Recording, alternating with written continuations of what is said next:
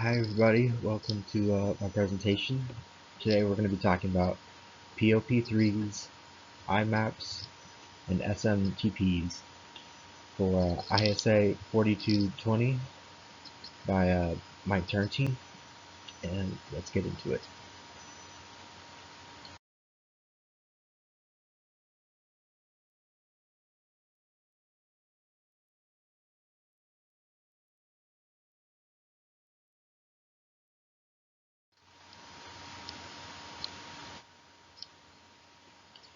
First up, we're going to be talking about POP3s.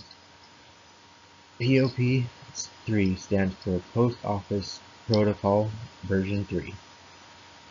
POP3 is a mailing protocol that moves one way for incoming mail. It works by making a copy of a message from an email server onto a local machine. Once the process is complete, then it will delete the original data from the server.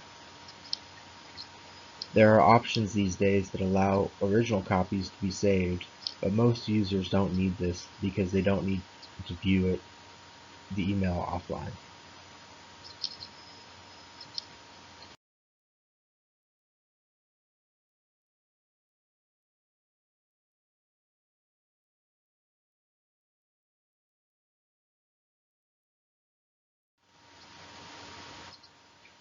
Here we're going to be looking at POP3 ports. The ports that POP3 utilizes to connect to the email server are port 110, which is a non-encrypted port, port 995, which is a secure socket layer, or SSL, as well as a transport layer security, or TLS port. These are a kind of security that keep communications between web browser and website encrypted.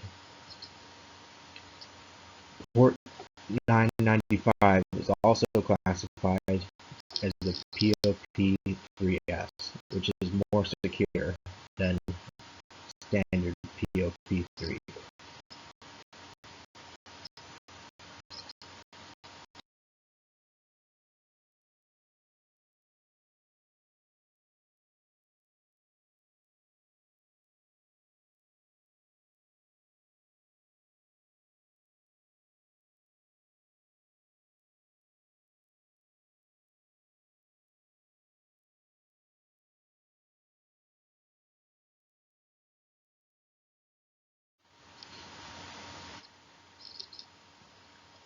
Now we're going to be talking about IMAPs. IMAP stands for Internal Message Access Protocol. It is similar to POP3, but it operates with a two-way mailing protocol. It does not download the entire email, but just the headers instead. Emails are kept on the server even after viewing. This allows for easy access on other platforms. IMAP also allows for any changes that are made to be synced with the client server.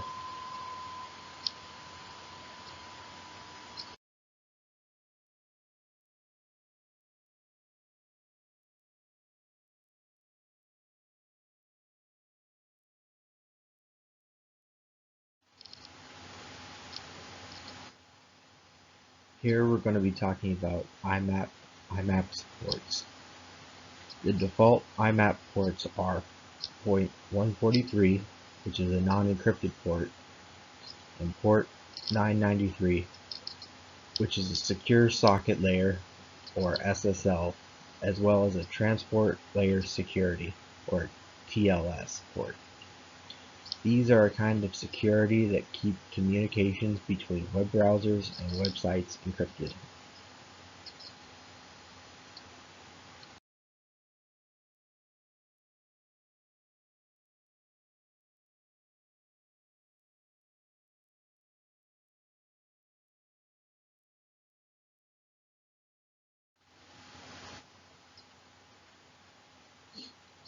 Here we're going to be talking about SMTP.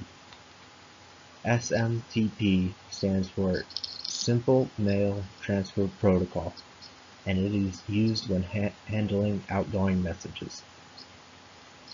SMTP helps send emails from a local client to a receiving address. It works alongside MTA, or Message Transfer Agent, to help deliver messages electronically to their intended destinations. This protocol also filters messages and acts as a safeguard, limiting the number of messages that can be sent during a certain period of time.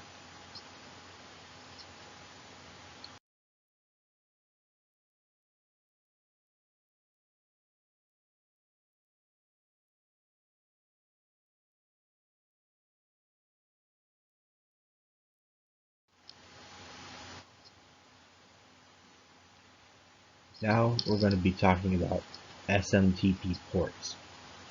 The ports that SMTP uses are port 25, which is the non-encrypted port, and port 465, which is known as SMTPS, which is more secure utilizing transport layer security, or TLS.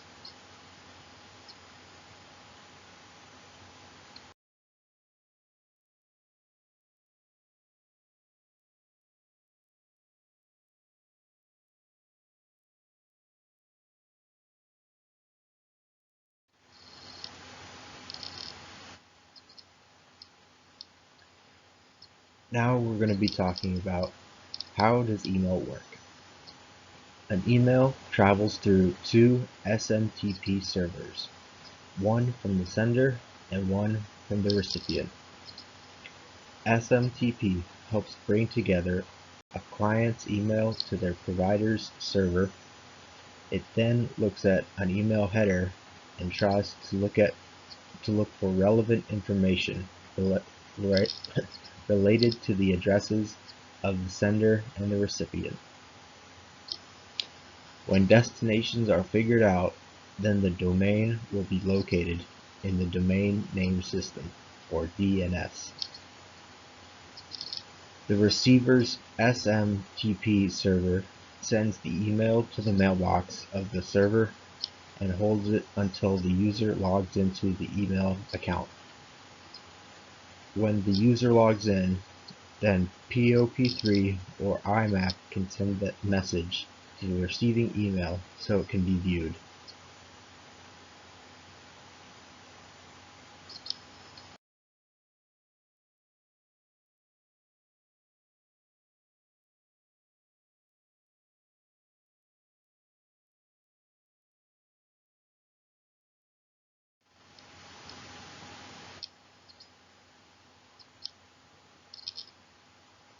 This brings us to the conclusion of the presentation.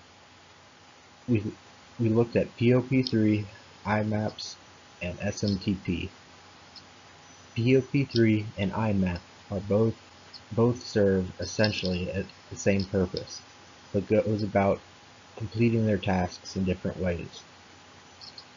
POP3 will download the email onto a user's computer, and IMAP works by saving an email on the server. SMTP helps to find the location of the domain of the email and deliver it to the right location.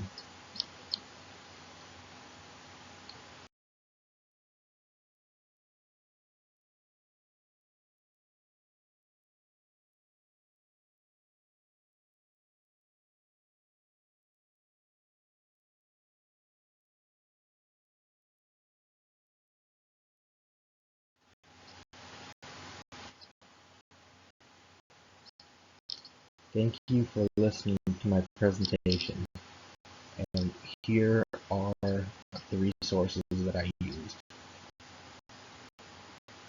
Thank you. Have a nice day.